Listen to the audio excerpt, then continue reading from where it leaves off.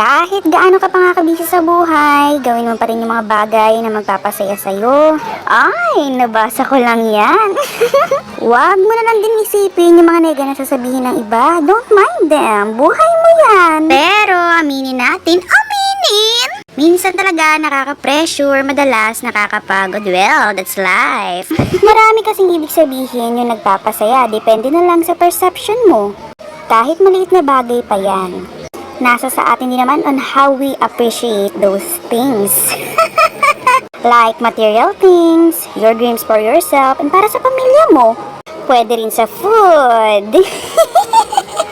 Make yourself happy. Basta wala ka nasasaktan at natatapakang tao. Nagluto nga ako ng munggo niyan kahit hindi biyernes. Cause why not? Nag-crave ako, Mima. Why not? Wala naman sigurong masama doon. Thank you, Lord. Kain po tayo.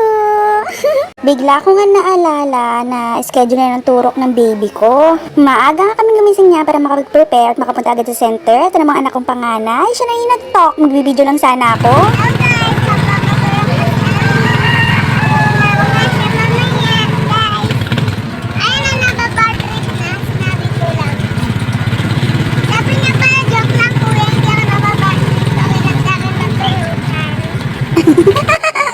At nang karating na nga kami dyan sa center at nagpagawa na rin ng record. Marami nga nagpapa-vaccine. Mabilis lang din naman yan. Iniisip ko pa nga lang yung turok dyan, Mima. Ako na yung nasasaktan agad. O baka ibang turok yung iniisip nyo.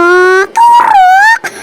Kaso, kailangan talaga ng mga babies yan. Buti nga nakabili agad ako ng gamot niyang paracetamol bago pa man siya maturukan. Kasi nga, nakakalagnat daw yung isang turok niya.